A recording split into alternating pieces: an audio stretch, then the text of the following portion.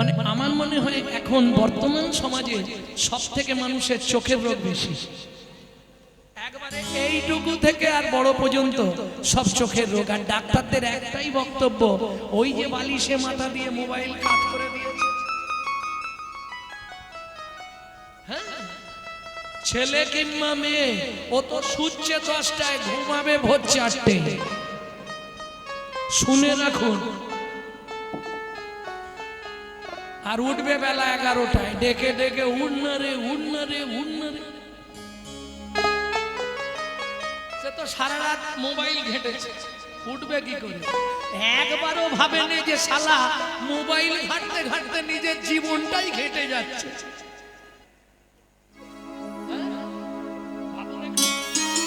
কি অবস্থা সমাজটা!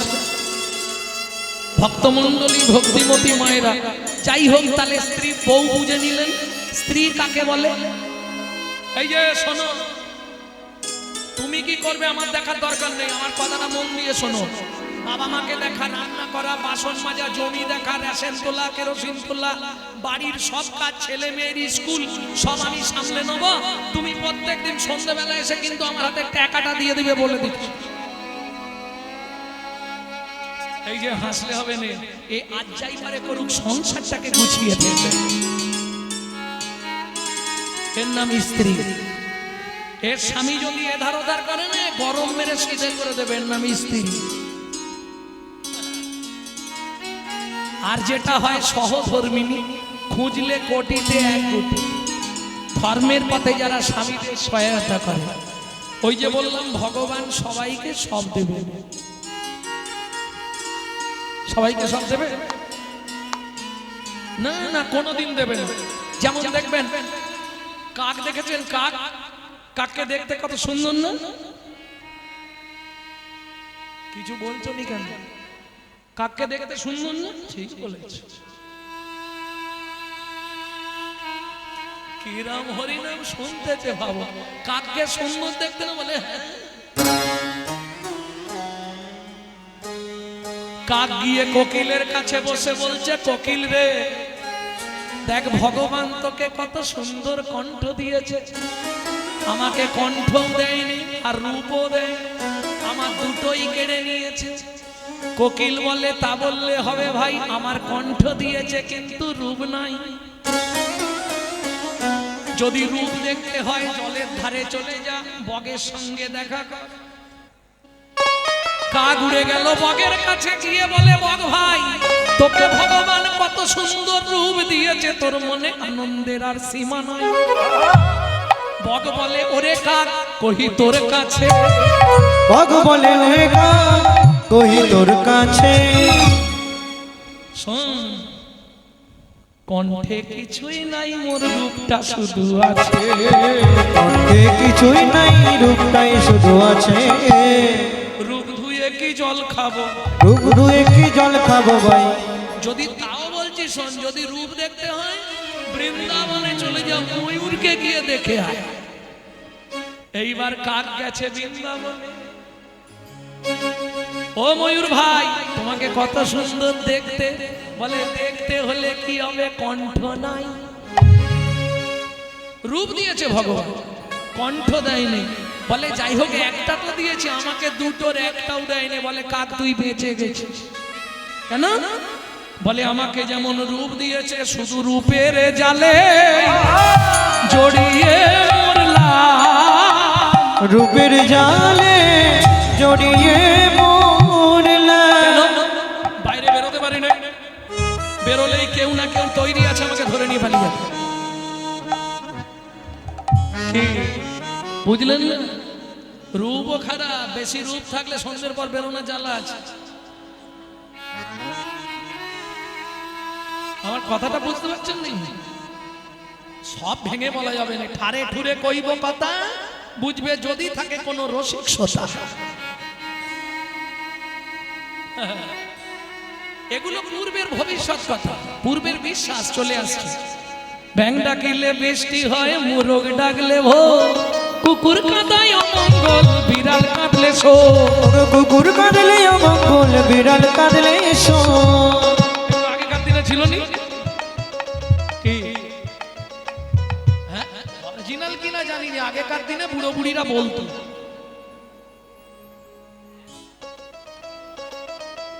না বলাই ভালো এগুলো।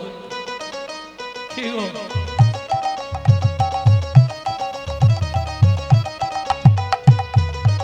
হঠাৎ যদি অমঙ্গল হয় খবর কে দেয়? কাকে জানায় শোক? কাকে সে খবর দিয়ে দেয় না? অমঙ্গল ঘটলে সবার আগে কাক খবর দিবে?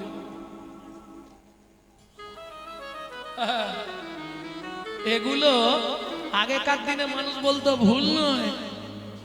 চৌকাটে বসলেই ঋণ হবে, ঘরের চৌকাটে জীবনে বসতে নয়। কি সব কথার, প্রত্যেকটা কথার আগে একটা যুক্তি আছে, কিন্তু ফাঁকে। আর সেই ছেলেটা বউ পাগল হয় যার ঘাম দেয় শুধু নাকে।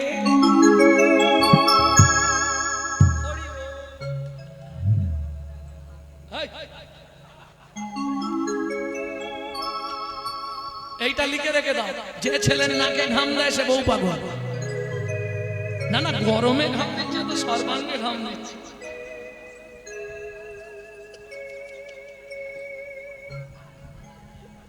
প্রেম সে বলো চৈতন্য মহাপ্রভু কি। চন্দ্রকান্ত রাজা রানীকে ডেকে বললেন, রানী তোমাকে একটা কথা বলবো। বলো। বলছিলাম কি, আমাদের এত সম্পত্তি কে ভোগ করবে? কোনো সন্তান সন্ততি তো হয়নি। তা আমি ঠিক করেছি আগামী মাঘী পূর্ণিমা তিথিতে নর্মদা নদীর তীরে আমি করব দানব্রত যজ্ঞ। এই যজ্ঞে যে যা চাইবে মন্ত্রী ঝাঁটরা দিয়ে দাও, তাকে তাই দেওয়া হবে।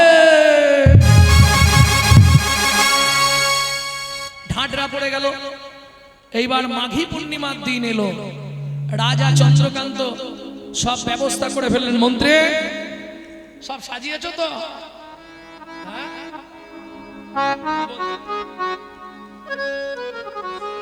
যে যা চাইবে তাকে তাই দেওয়া হবে। একে একে সবাই এসে দাঁড়িয়েছে। বলো রামলাল তুমি কি নেবে?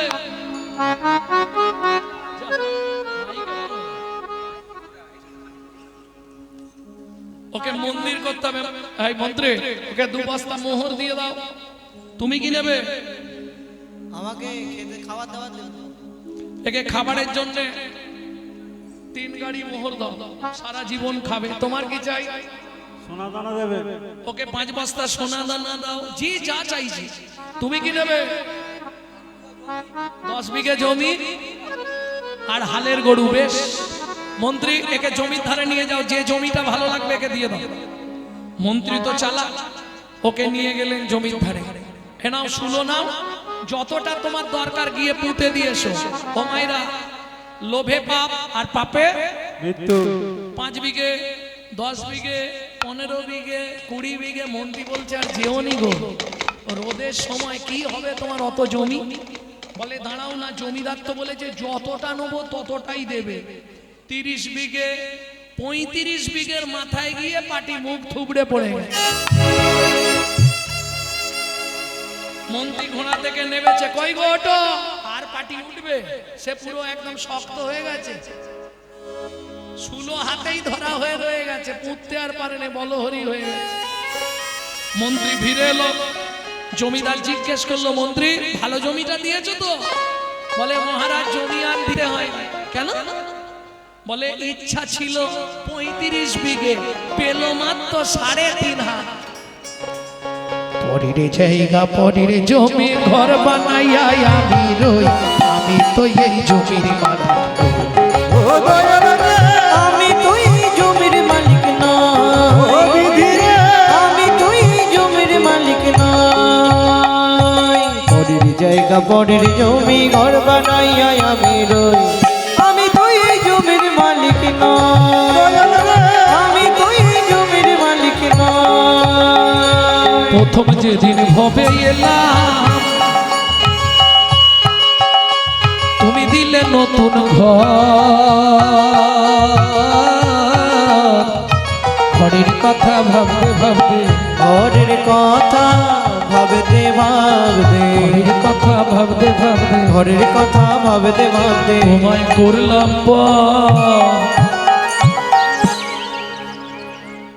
ও মাইরা কেউ বলতে পারবেন আপনার ঘরের দরজাটা কোন তারিখে খুলেছিল? চেষ্টা করুন, পারবেন না? তোমার ঘরের দরজা কোন তারিখে খুলেছিল? ঘরের দরজা পারবে না? পারবে?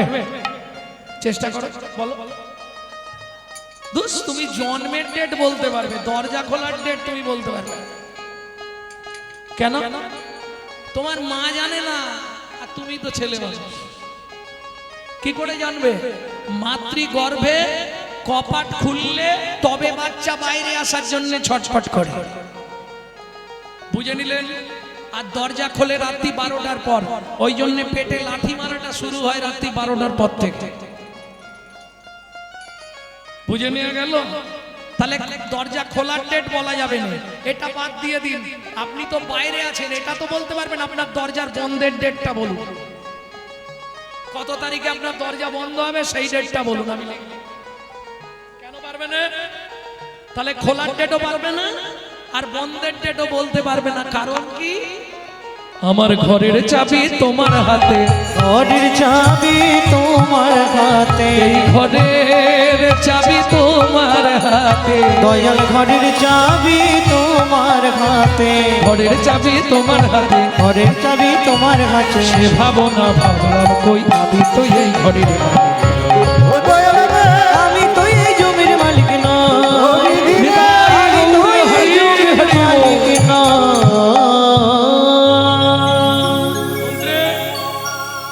সবাই দান পেয়েছে তো? তোমার কি আওয়াজ নেই? সবাই দান পেয়েছে? তাহলে আমি এবার দানব্রত যজ্ঞ শেষ করি, শেষ করে দিন মহারাজ। রাজা চন্দ্রকান্ত হাতে তুলসী পাতাটা নিয়ে, গঙ্গার জলটা নিয়ে ওই নর্মদা নদীর তীরে দাঁড়িয়েছে। হে পতিত পাবনী নর্মদা নদী, তুমি সাক্ষী রইলে। দাঁড়ান মহারাজ। কি হলো মন্ত্রী? আপনি একবার জেনে নিন কেউ বাকি আছে কিনা। ও জিজ্ঞেস করে নেবো? সবাই মোটামুটি পেয়ে গেছে, মুখ দেখে বোঝা যাচ্ছে। যারা ঘুমাচ্ছিল তারা হয়তো পায়নি, বাকি সব পেয়ে গেছে। শোনো, আজকে সকাল থেকে যে দানব্রত যজ্ঞ চলছে, আমি রাজা চন্দ্রকান্ত শেষবারের মতো জানতে চাইছি, আর কি কেউ দান নিতে বাকি আছো? আমি আছি গো রাজা, আমি আছি গো, আমি এখনো বাকি আছি, বাকি আছি, বাকি আছি, বাকি আছি। কোথায় তুমি? আমি আসছি মহারাজ। হেন কালে নারদ ঋষি দাঁড়ালো সম্মুখে আসি, হেন কালে নারদ ঋষি দাঁড়ালো সম্মুখে আসি, কহিলেন মধুর বচনা, কহিলেন মধুর বচন।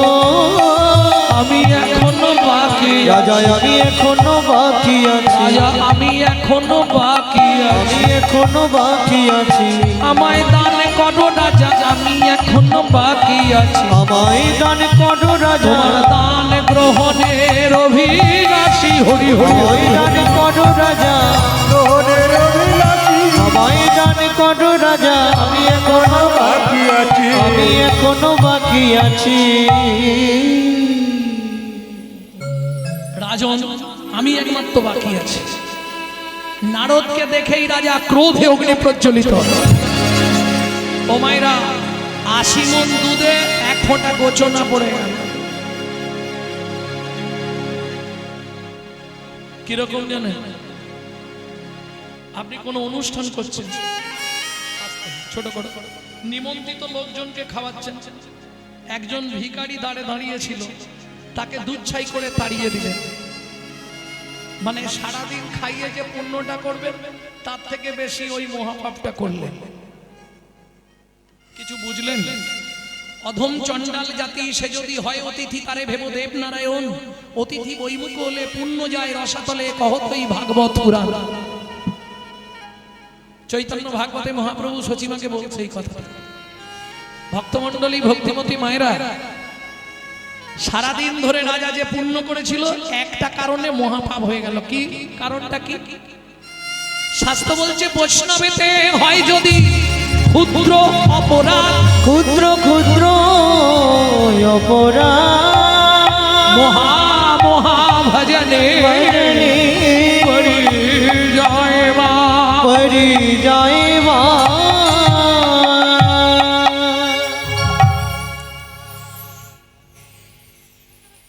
রাজা নারদ মুনিকে দেখে ক্রোধে অগ্নি প্রজ্বলিত। কেন? দাসীর পুত্র পেশনির কুমার, দূর হয়ে যা সম্মুখ হতে। তুই পেশনির কুমার হয়ে রাজা চন্দ্রকান্তের কাছে দান চাইতে এসেছি বলতে?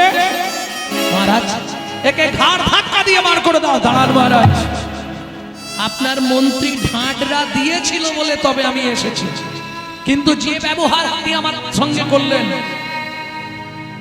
এক বিন্দু যদি হরিপদে মতি থাকে, আমি নারদ মুনি বলে যাচ্ছি আগত জন্মে আপনাকে নিষাদ কুলে চন্ডালের ঘরে জন্ম নিতে হবে। ও মায়েরা, কিছু মনে করবে না তো, একটা কথা বলি। নারী পারে বাঁচাতে আর নারী পারে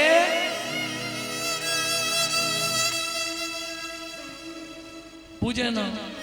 সোহাগে ভগিনী রমণে রমণী, সোহাগে ভগিনী রমণে রমণী, ধ্যানে জ্ঞানে এরা মাতৃজননী, ধ্যানে জ্ঞানে এরা মাতৃজননী।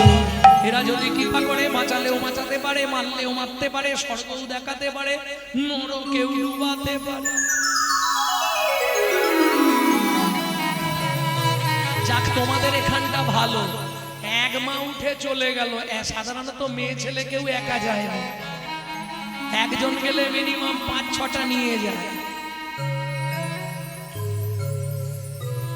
হ্যাঁ গো, এ দেখে ভালো লাগলো, একাই চলে গেল। কিন্তু এটা নিয়ম নয়, মেয়ে ছেলে একা যাবে না, ও 10 মাসটা অন্তত নিয়ে যাবে। হ্যাঁ, ও কীর্তন শুনতে শুনতে ঠিক অন্তর টিপুনি দিয়ে দেবে।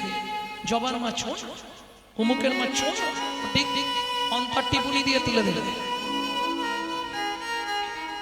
ভক্তমণ্ডলী ভক্তিমতী মায়েরা, তাহলে নারী পারে বাঁচাতে আর নারী পারে মাসতে।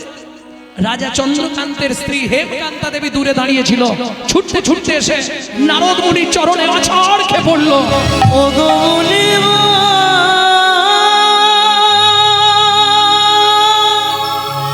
এ কি অভিশাপ তুমি দিলে, ক্ষমা করো।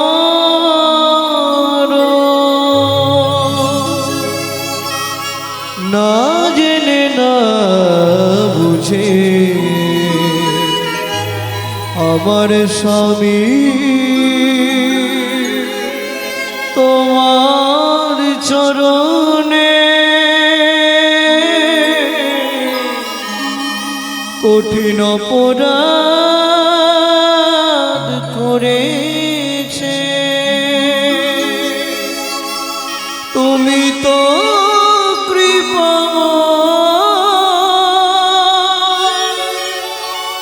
করুণা করে এই অভাগীরে কৃপা করো। ওঠো মা, চরণ ছেড়ে ওঠো। মুনিবর, আমি জানি আপনার অভিশাপ মিথ্যে হবে, নিষাদ কুলে চন্ডালের ঘরে জন্ম নেব, তাতে কোনো কষ্ট নেই মুনিবর। জীবনে কষ্ট একটাই, মানুষের সামনে মুখ দেখানো দেয়। সবাই বলে বন্ধা রমণীর মুখ দেখা মহাপাপ। নারদ মুনি বললেন, বেশ মা, বলো কি পেলে তুমি শান্তি পাবে? মুনিবর, যে কুলে জন্মাবো, হাড়ি মুচি ডোম কেওড়া, যে কুলে যাব তাতে কোনো কষ্ট নেই। শুধু একটি সন্তান পাই যেন মুনি, সে তো হরি ভক্ত। একটি সন্তান পাই যেন মুনি, সে তো হরি ভক্ত। তুমি এই কৃপা করো মুনি,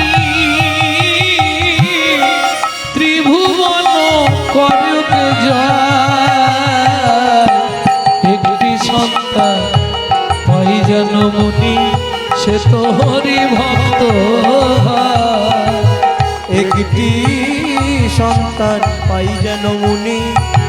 হরি ভক্ত তথাস্তু বাবা। ঈশ্বর তোমার মনোবাসনা পূর্ণ করবে। এত বলি নারদ মুনি করিল গমন, করিল গমন, রাজা রানী হইল দোহার একতে মরণ। একত্রে মরণ। বুঝে নিলে কোন ব্রত করলে স্বামী স্ত্রী একসঙ্গে মারা যাবে জানো? ও না বলাই ভালো, আর হবে না। হ্যাঁ? কোন ব্রত করলে স্বামী স্ত্রী একসঙ্গে মরতে পারবে? শুধু একবার নয়, মরবে আবার জন্মাবে। 7 জন্ম ওই তোমার স্বামী হবে, তুমি ওর স্ত্রী হবে। 7টা জন্ম। কোন ব্রত করতে হয়? 21 বছর স্বামী স্ত্রীকে নির্জলা একাদশী উপবাস করতে হবে। হয়ে গেল আর কি।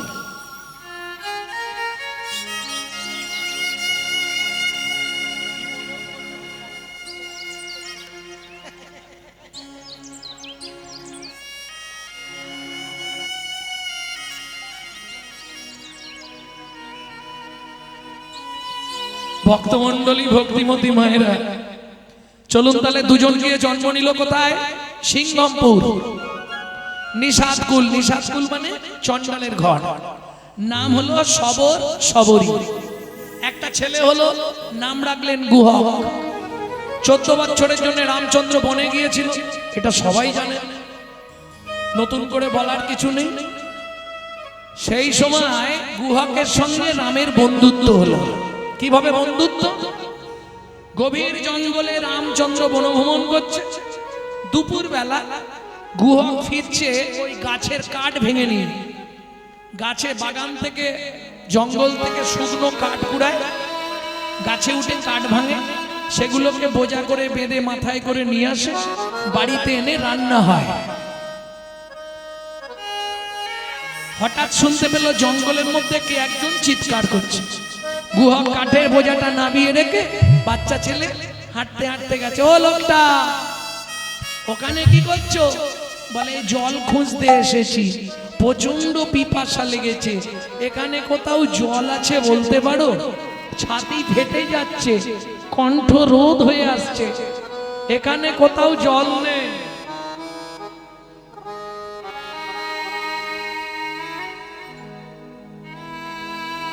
এখানে কোথাও জল নেই, তুমি জল কোথায় পাবে? খুব প্রয়োজন, নালে মরে যাব। আচ্ছা দাঁড়াও দেখছি। ছোট্ট ছেলের বুদ্ধি। কচু পাতা চেনেন তো? ওই কচু পাতা একটা ছিঁড়েছে আর চোখের তলায় ধরেছে, আর মধ্যমা আঙুল দিয়ে চোখের মধ্যে আঙুল ঢুকিয়ে ঘষা দিচ্ছে। রামচরণ সুখ ভজন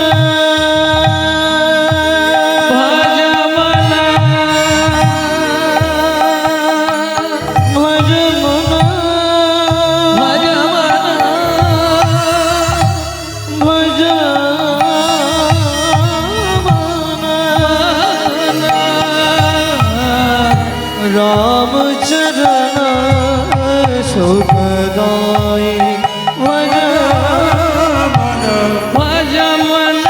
রামচরণ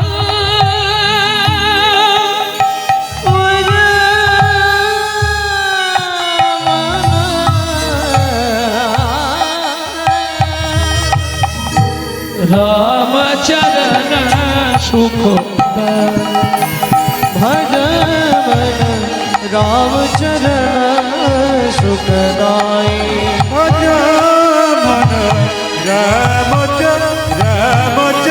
রামচরণ সুখদায়। এই শোনো, যাকো চরণ में पाषाण उद्धारे। যাকো চরণ নামে। এই তোমরা শুনেছিলে যার চরণ লেগে গিয়ে পাথর থেকে মেয়ে ছেলে বেরিয়েছিল? শুনেছিলে? শোনোনি? জিজ্ঞেস করো, যারা বয়স্ক আছে সবাই জানে, শুধু তুমি জানো। আরে অহল্যা উদ্ধার হয়েছিল না, যাকো চরণ মে পাষাণ উদ্ধার, যাকো চরণ পাষাণ উদ্ধার, মাধব তরণী শরণকারী, রাম চরণ সুখদায়। ভজ মন রাম চরণ সুখদায়, মন রামচরণ সুখদায়। এই যে ও লোকটা, এই কচু পাতা একটু জল পেয়েছি, নাও খেয়ে নাও। কচু পাতায় জল? হ্যাঁ, তোমার সৌভাগ্য পেয়েছি তাই। যেই জলটা দিয়েছে রামচন্দ্র ওই কচু পাতায় জল খেয়ে বলছে, ও খোকা এটা কি জল রে, এমন স্বাদ কেন? আহ, মোটে মা রাঁধেনে গরম আবার পান্তা, পেয়েছো তাই ভাগ্য ভালো। কোথাও জল নেই, আমি নিজের চোখ থেকে জল বার করে তোমাকে দিয়েছি। যখনই বলেছে চোখ থেকে জল বার করে দিয়েছি, রামচন্দ্র ছুটে গিয়ে গুহককে বুকের মধ্যে জড়িয়ে ধরলো। আর যেই না বুকের মধ্যে জড়িয়ে ধরলো, গুহক চিৎকার করে উঠলো, ঠাকুর! সর্বনাশ হয়ে গেল। কি রে, কি সর্বনাশ হলো? কি সর্বনাশ হলো রে? তুমি জানো না ঠাকুর, আমি চন্ডালের ছেলে, আমি মেলে সুজাতি, আমার নাম গুহক চন্ডাল। তুমি আমাকে ধরলে, তোমার তো জাত নষ্ট হয়ে গেল। এ কাজ তুমি ভালো করলে না ঠাকুর, তুমি অপবিত্র হয়ে গেলে, আমার মতো অস্পৃশ্য চন্ডালকে স্পর্শ করে গেলে। গুহক, কে তোকে বলেছে? চন্ডাল হোক, হাড়ি হোক, মুচি হোক, তোর একটাই যা, তুই হলি মানুষ। পাড়ার লোকেরা বলে আমাদের ছুলে নাকি স্নান করতে হয়। আমরা যে জিনিসটা দেখব সেই জিনিসটা কোনো কাজে লাগে না, সেটা নষ্ট হয়ে যায়। শোন গুহা, শাস্ত্র কি বলে জানিস? কি বলে ঠাকুর? চন্ডাল হোপি মুনি শ্রেষ্ঠ, হরি ভক্তি পড়ায় না। ঠাকুর এর মানে কি? শোন গুহক, চন্ডাল চন্ডাল নয় যদি কৃষ্ণ বলে, যদি কৃষ্ণ বলে, ব্রাহ্মণ চন্ডাল হয় যদি অসৎ পথে চলে, যদি অসৎ পথে চলে। চন্ডাল চন্ডাল নয় যদি কৃষ্ণ বলে, ব্রাহ্মণ চন্ডাল হয় যদি অসৎ পথে চলে। শোন, তুই আমাকে চোখের জল খাইছিস, আজ থেকে তুই আমার বন্ধু।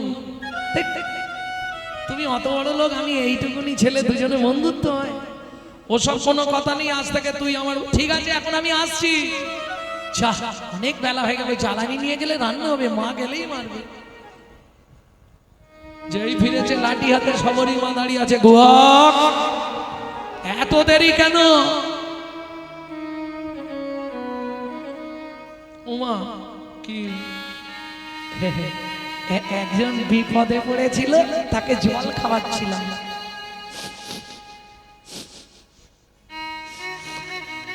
গুহা, এ গন্ধ কোথা থেকে আসছে? এদিকে দেখি। সবরী মা গুহকের গাটা শুষছে। তোর গায়ে এই গন্ধ কোথা থেকে এলো? কেন? সবরী মা হচ্ছে মতঙ্গ মুনির শিষ্য, যাদের আরাধ্য ভগবান হলেন শ্রী রামচন্দ্র।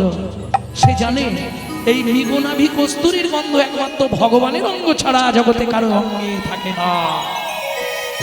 ও গুহা, ওমা, যে লোকটাকে জল খাইছিলাম সেই লোকটা আমাকে জড়িয়ে ধরেছিল, তার গায়ে ওই রকম গন্ধ ছিল। গুহা, বাবা সত্যি কথা বল না, তার নাম কি? নামটাই তো ভুলে গেছি। কি একটা চন্দ্র বলেছিল, আমচন্দ্র। ওমা, রামচন্দ্র। সবরই মায়ের মাথা গেল ঘুরে। গুহা সত্যি তোর বন্ধু? হ্যাঁ, আজকে বন্ধুত্ব করে নিয়েছে আমার সঙ্গে, চোখের জল খাইছি। চণ্ডাল হইয়া মিতালি করি, চণ্ডাল হইয়া মিতালি করিল, চণ্ডাল হইয়া মিতালি করি, চণ্ডাল হইয়া মিতালি করিল। গুহক চণ্ডাল বরে, গুহক চণ্ডাল বরে, বলো নাকি কুল বিদুরের ছিল, খাইল যাহার ঘরে। ওগো বলো নাকি কুল বিদুরের ছিল, খাইল যাহার ঘরে। বলো না কেমন সাধনা করিল, বলো না কেমন সাধনা করিল, বলো না, বলো না, বলো না কেমন, ওগো বলো না কেমন সাধনা করিল, বকুলে গোপের নারী। বলো না কেমন সাধনা করিল, বকুলে গোপের নারী।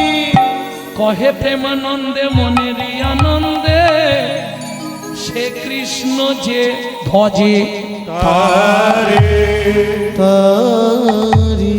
জাতি কুলের বিচার নাই রে, জাতি কুলের বিচার নাই, জাতি কুলের বিচার নাই রে, জাতি কুলের বিচার নাই যে রে। ভজে কৃষ্ণ তার হয় রে, জাতি কুলের বিচার নাই রে। যে ভজে কৃষ্ণ তার বলি ভক্তি যার কৃষ্ণ তার, ভজে কৃষ্ণ তার হয় রে, যে ভজে কৃষ্ণ তার হয় রে।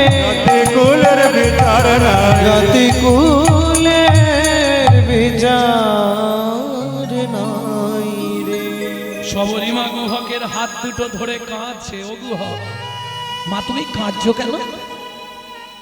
চোখের জলটা মুছিয়ে দিচ্ছে মায়ের। মা তুমি কাঁদছো কেন? গুহ, কোনোদিন তোর কাছে তো কিছু চাইনি, তোর বন্ধুকে একবার আমাদের বাড়ি আনবি, একবার আনবি।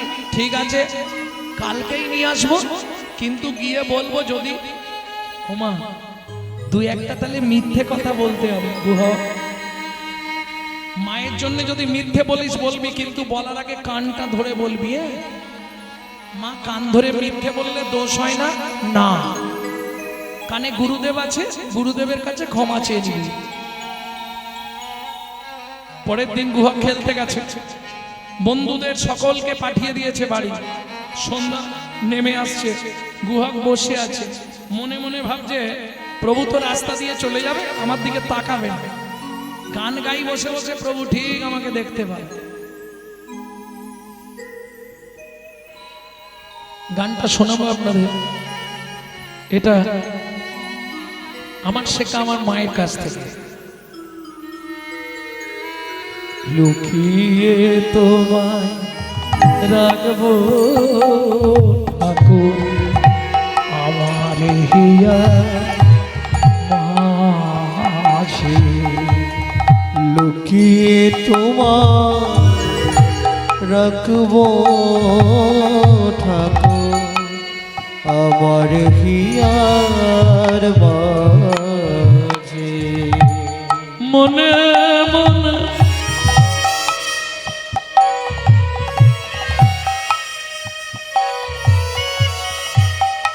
মনে মনে তোমার পূজা, আমি মনে মনে তোমার পূজা, মনে মনে তোমার পূজা, আমি মনে মনে তোমার পূজা।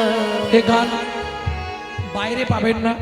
যদি কেউ গান গায় জানবেন চুরি করে গাইছে, কিংবা আমার কোনো ছাত্রছাত্রীরা গাইতে পারে, কারণ এটা আমার, এই গানটি লেখা হচ্ছে আমার দাদুর দাদু শশীভূষণ চক্রবর্তী। তিনি কীর্তন করতেন, তারপরে গাইতেন দাদুর বাবা মাধব চক্রবর্তী, তারপরে গাইতেন দাদু যতীন্দ্রনাথ চক্রবর্তী, তারপরে গাইতেন বাবা কালীপদ চক্রবর্তী, এখন গাইছি আমি গৌরাঙ্গ চক্রবর্তী। আশীর্বাদ রাখবেন, আমার পরবর্তী জেনারেশনও তৈরি হচ্ছে, আমারই পিছনে একমাত্র সম্পদ গৌরব কৃষ্ণ চক্রবর্তী। নিতাই গৌর হরিব। মনে মনে তোমার পূজা, আমি মনে মনে তোমার পূজা করব সকাল সাজে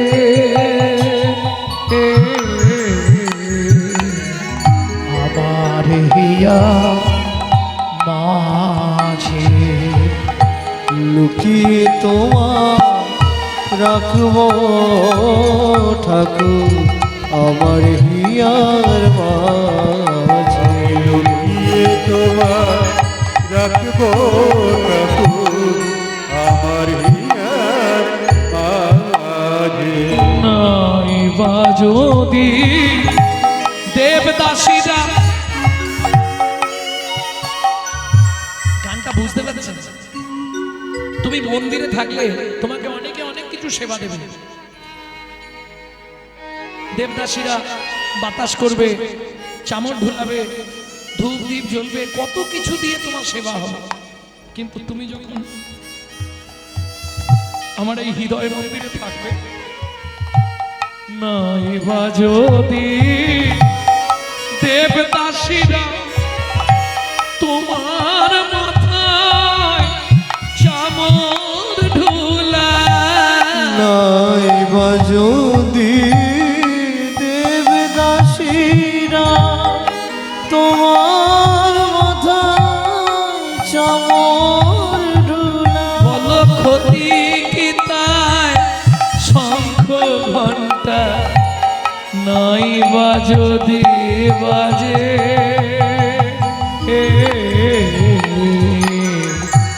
আমার হিয়া মাঝে লুকিয়ে তোমার রাখবো ঠাকুর আবার হিয়ার মাঝে এই গুহা লুকিয়ে তোমার রাখবো ঠাকুর আমার হিয়ার মাঝে। গুহা বসে বসে কাঁদছিস কেন? কি হয়েছে? ঠাকুর পায়ে লেগে গেছে, যেতে পারছি নি। আমি দিয়ে আসবো? তাহলে তো ভালোই হয়। রামচন্দ্র বলছে তাহলে আমি তোকে কাঁধে করে বাড়ি দিয়ে আসি। ওই জন্যই তো চাইছি, ওইটাই তো চাইছি। তুমি যখনই কাঁধে করে বাড়িতে দিতে যাবে, মাকে ডেকে তোমাকে দেখিয়ে দেবো।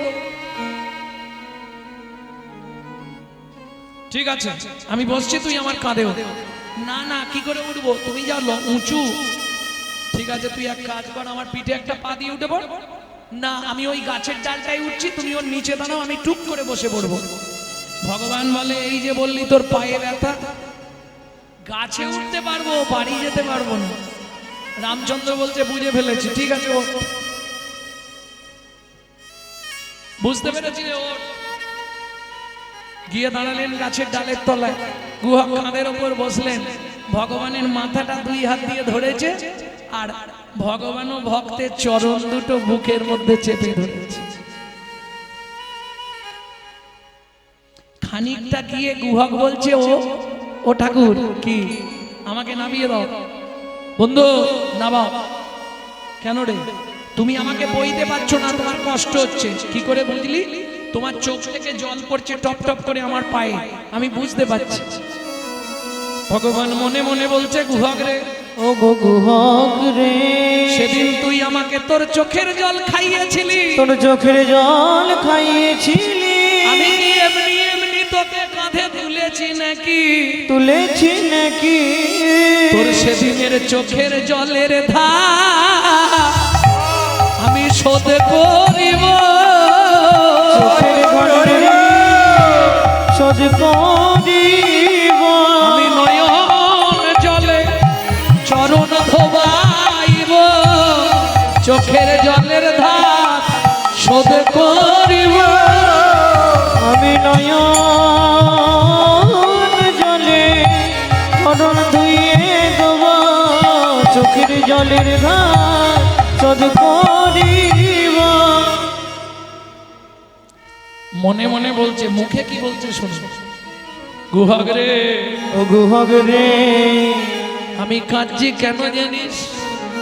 যেদিন ভিগুমুনি আমার বুকে লাথি মেরেছিল, সেদিন ভিগুমুনির চরণ দুটো চেপে ধরে বলেছিলাম, ভিগুমুনি গো আমাকে একটা আশীর্বাদ করো, শুধু এ জন্মে নয়, যেন প্রতি জন্মে একবার করে ভক্তের চরণ বক্ষে ধরতে পারি।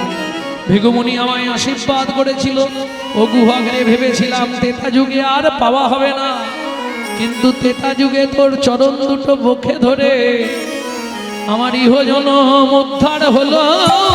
ইহ জনম উদ্ধার হলো। ভক্ত চরণ বক্ষে ধরে এমন জনম উদ্ধার হলো। ভক্ত জন